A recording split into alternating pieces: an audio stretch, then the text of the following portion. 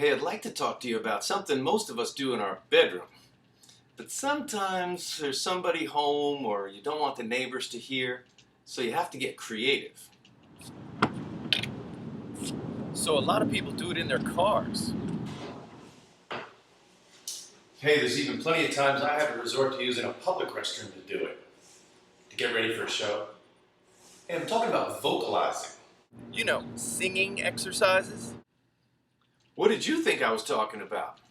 Hey, listen, the only connection between vocalizing and sex is that they're both very intimate events, so they both require complete privacy. Now, singing to me is a public event. That's where we let our voices shine. But vocalizing is the exact opposite. It's when you want to work on your flaws, and you're going to be less likely, less inclined to really challenge yourself when you're vocalizing if you think somebody's listening, even in just the other room or perhaps a neighbor down the hall. Now, I know we all say, I don't care, blah, blah, blah, but it affects us emotionally when we know that somebody can hear us. You won't be willing to challenge yourself, especially in those awkward spots between registers, or to really ask for volume while being free.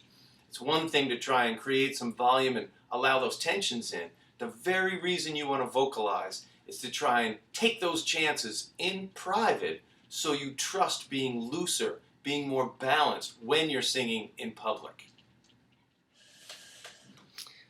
Listen, I can't stress enough how important it is that in your mind you know you are absolutely alone when you vocalize.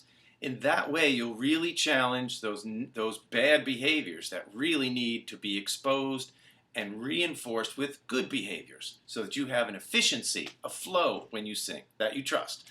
So it's worth your effort to seek out a place. If you live in a big city, lots of times there's rehearsal halls that you could rent a room, even by the hour. And those places are very used to the odd sounds that come out when people are vocalizing. Or perhaps you live near a school, maybe you can grab a practice room there. Or check out on YouTube. There's a lot of good tutorials about building a vocal booth out of a closet or part of your bedroom. Now, if none of those ideas are good options for you, then you can always just take an ordinary bedroom pillow and hold it up against your mouth as you vocalize. A bedroom closet will also make a good option. If you've got a lot of clothing in there, you can just step inside, close the door behind you, and the clothing will absorb a lot of the sound of your voice. That way your mind is free, so your body will be free, so you can work on much better behaviors. Your car's not a bad second option. It's not ideal because your posture isn't all that great, and there is some road noise that gets figured into the equation. But sometimes it's the only private place you have. I do highly recommend you pull over, though. Let's say you're heading back from work. Just take 20 minutes to a half an hour, pull over so you can really focus on what you're working on. And I highly recommend you use a public restroom as a last resort. Can't tell you how many times I'm just peeking and somebody walks in. Awkward. Well, if you'll excuse me.